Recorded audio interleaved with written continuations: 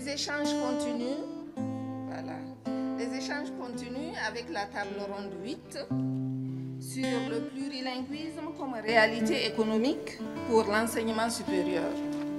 Comme le premier intervenant, c'est une dame, la première intervenante, passe en vidéo, nous allons intervertir l'ordre de passage et je donne la parole directement à Noël Azara pour sa présentation. Merci.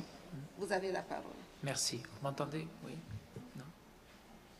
Ok, merci. Voilà, je suis Noël Azara, je suis formateur FLE depuis de nombreuses années, formateur en FLE et en alphabétisation, entre guillemets, ou entrée en littératie, comme vous voulez.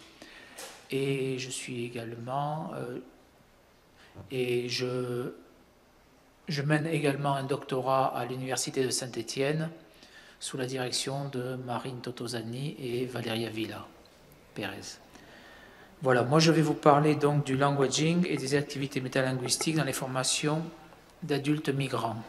Donc le contexte de notre recherche, de ma recherche du moins, sont que nos observations se dérouleront dans le cadre d'une session d'apprentissage à distance dans une structure intitulée l'AFTRAM. C'est une structure de quartier, une association de quartier qui propose donc des formations linguistiques en direction des demandeurs d'asile et des réfugiés essentiellement. Pour la majeure partie, ce sont des adultes, donc les apprenants, mais aussi des mineurs non accompagnés. Alors le public a souvent un répertoire langagier très riche, très riche dans la mesure où ils s'inscrivent très souvent dans des parcours de plurimobilité, par exemple. On pourra dire qu'ils sont passés d'abord par l'Italie avant de venir en France. Par exemple, les personnes sont restées plusieurs années en Italie avant de venir en France ou en Espagne. Voilà, il y a eu, on va dire, une succession de migrations. Et donc, ça veut dire aussi qu'il y a eu une succession d'apprentissages linguistiques très différents. Ce qui fait que le public que nous accueillons est un public à la biographie très riche, mais on peut avoir aussi, ce même public peut être aussi dans une dynamique d'alphabétisation, d'apprentissage de la littératie. Donc on peut être confronté à des apprenants qui parlent 3 ou 4 langues sans en écrire aucune. Donc là est la difficulté pour le formateur. Donc je continue. Pardon. Donc moi-même, je suis doctorant au sein de l'université Jean Monnet. Donc comme je vous disais, mon travail porte sur le languaging et les réflexions métalinguistiques dans ces mêmes formations. Et notre problématique est comment proposer une approche plurilingue dans les cours, justement, une approche, je dirais bien plurilingue, comment prendre en compte le répertoire plurilingue des apprenants, parce que bon, on parle souvent de répertoire plurilingue, de compétences plurilingues, mais comment justement en tirer parti, comment utiliser ce répertoire plurilingue dans la formation, dans l'apprentissage de la nouvelle langue cible. Parce que bon, une fois qu'on a dit ça, il faut voir comment on va pouvoir connecter en tant que formateur, hein, on se place là sur le plan didactique. On va essayer de savoir comment connecter toutes ces langues, comment proposer quelque chose qui soit vraiment plurilingue. Et non pas dire, bon, ok, vous avez une biographie langagière plurilingue, c'est très bien, c'est valorisant, ok, mais il va falloir continuer aussi à valoriser ça tout au long de l'apprentissage. Alors notre hypothèse serait que solliciter le répertoire plurilingue de l'apprenant à travers le languaging et les réflexions métalinguistiques, combinées à une approche particulière, permettrait justement de sortir d'une vision très monolingue de l'apprentissage de la langue cible.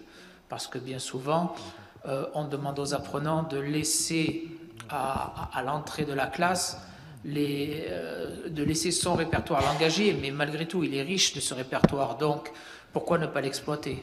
Donc il faut, dans un premier temps, essayer de voir comment on peut exploiter cette richesse. Et ensuite, de cette façon, justement, on pourrait tendre vers une approche qui serait plus universelle, mais attention, je mets des guillemets, universelle, tout en préservant une certaine singularité. Alors, pour notre cadre théorique, nous nous appuierons sur les réflexions, notamment sur les réflexions concernant les compétences de médiation et les compétences plurilingues, telles que décrites par Picardo, et le languaging, tel que décrit aussi par Swain et Watanabe, pour ce qui est languaging, justement. Ensuite, pour ce qui est répertoire plurilingue et réflexion métalinguistique, nous nous appuyons sur les travaux de Yesner, justement.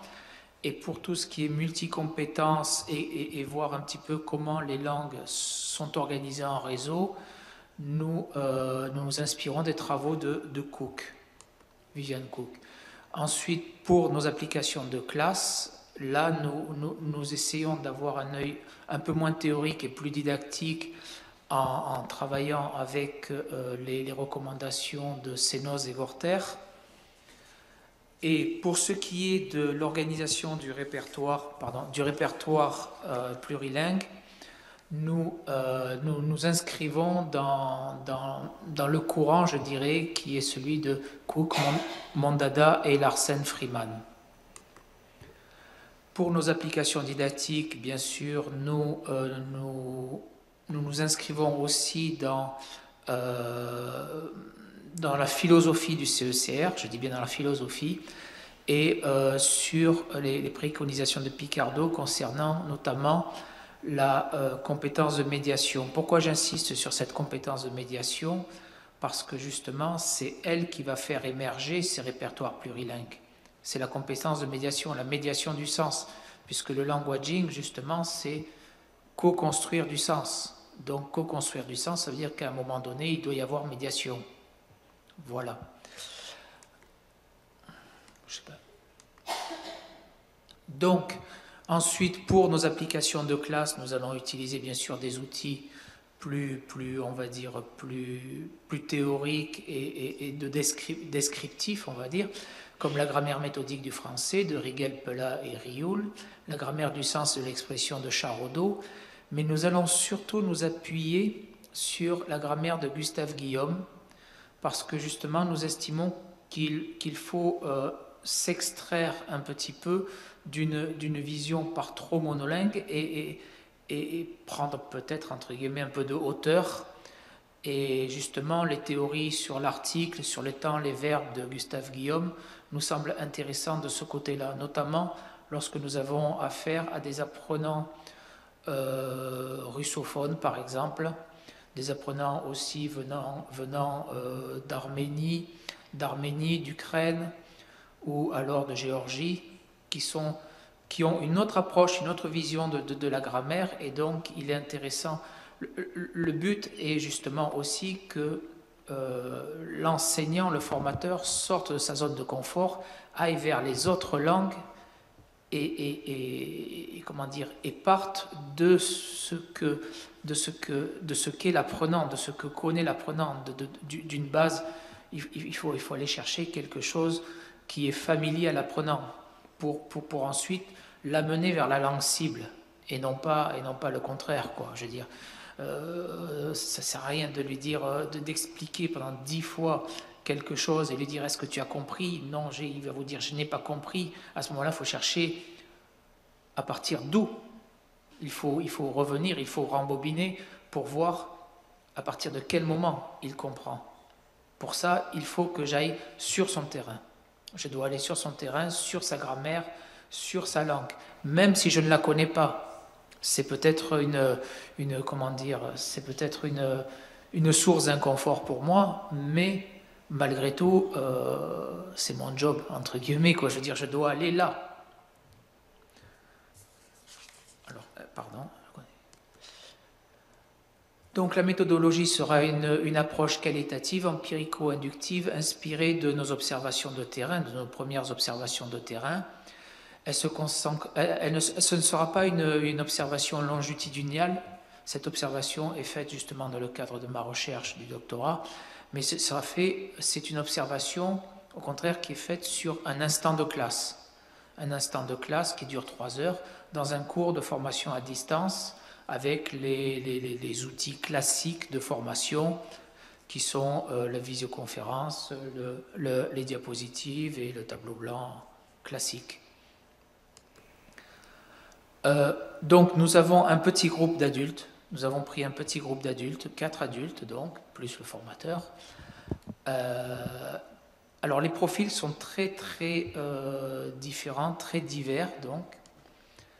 Alors nous avons, ces 4 apprenants sont d'origine, une argentine, géorgienne, albanaise et afghane. Et vous voyez que j'ai oublié des langues aussi hein, dans le descriptif, mais vous voyez qu'il y a tout un tas de langues qui sont vraiment très diverses. Bon, nous avons du géorgien, du russe, de l'albanais, de l'allemand, du hindi, nous avons du farsi, excusez-moi, du ourdou, du pachtou. Donc nous avons pas mal de langues. Et il est possible, là ce n'est qu'un échantillon, mais il est possible que dans nos groupes, justement, nous ayons une quinzaine d'apprenants, et sur ces 15 apprenants, il y ait facilement 12 langues différentes présentes dans la classe. Donc nous commencerons par une description lexicale, le recueil de données, hein, l'observation de terrain commencera par une description lexicale et l'articulation surtout des temps du passé, et notamment la notion de l'aspect, qui nous semble très important pour décrire, parce que j'ai remarqué quand même que souvent il y avait des difficultés à articuler les temps du passé, justement pour les apprenants. Pour les apprenants, quand est-ce que j'utilise l'imparfait, le passé composé, puisque parfait c'est très bien. Bon, toutes les méthodes le présentent d'une façon ou d'une autre, mais il va falloir peut-être passer par autre chose. On s'inspire aussi des travaux de Benveniste là-dessus, notamment pour tout ce qui est discours et récit, justement cette dichotomie. Nous allons travailler sur un texte intitulé Distraction de Joe, tiré d'un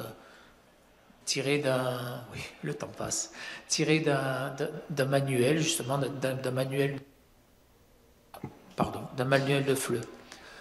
La première partie, alors, j'ai donné volontairement un exemple qui était dans cette région, il y a peu de pays respectant strictement les droits de l'homme. N'y voyez aucune allusion à une actualité quelconque. Là, c'est totalement décontextualisé. Ça se passe sur la planète Mars. Donc, il a été demandé aux apprenants de traduire dans leur propre langue cette phrase. Alors, dans leur propre langue, attention, dans leur langue à eux, pas la langue normée, on va dire. J'attends pas d'eux une traduction académique. Donc, nous voyons là que la personne qui est argentine, elle a, comment on pourrait dire, a traduit ça à sa façon, peut-être pas forcément en respectant un espagnol très académique, mais moi je dois partir de la grammaire de l'apprenant. Je ne dois pas partir de la grammaire normée d'une langue bien particulière. Pourquoi ? Parce que justement les personnes qui sont dans des parcours d'alphabétisation n'ont pas forcément une grammaire très élaborée. Ils ont leur propre grammaire, mais qui ne correspond pas forcément à la grammaire qui est décrite dans les manuels, dans les ouvrages classiques, on va dire. Donc, chacun a traduit dans sa langue.